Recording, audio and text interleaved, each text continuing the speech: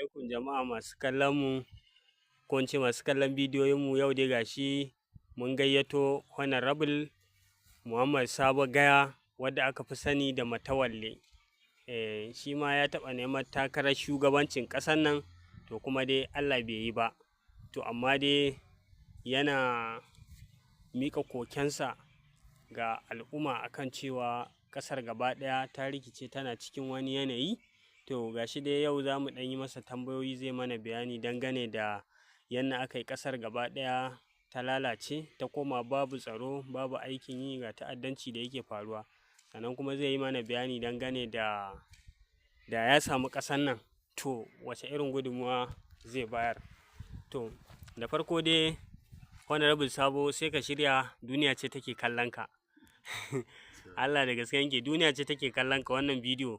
Da Allah idan ya yi jawaban da zai yi, muna so da Allah bidiyon nan duk wanda ya gan shi ya yi mana sharing ɗinsa, ya je ga shugaban ƙasa. Da Allah a yi mana sharing, a yi mana liking, a yi followers ɗin 'yan uwa da Allah.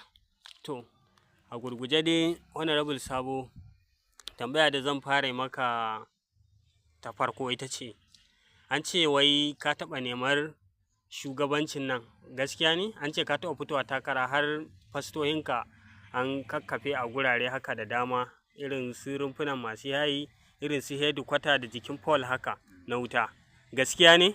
Wannan haka yake, haka yake wannan. Ka ɗan ɗaga murya sosai, wannan magana gaskiya? Wannan haka yake, wannan haka gaskiya yake, To gaskiya ne. a wannan lokaci da ka nemi wannan takara, to ya aka yi, ka ci zaɓe ne, murɗe ma aka yi aka ƙwace, ko kuma a'a baka ci zaɓen ba, ko kuma ma basu ma baka takarar ba a lokacin ne ma dai kai?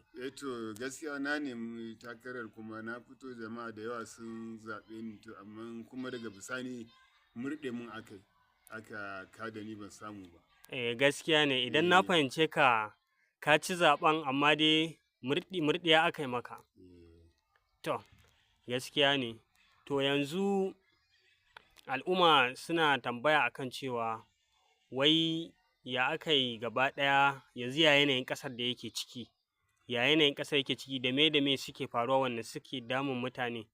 Duniya tana so ka bayyana mata matsalolin da ƙasar nan take ciki, domin saƙon nan muna so ya je ga mai girma shugaban ƙasa, wato Bola Ahmad Tinubu.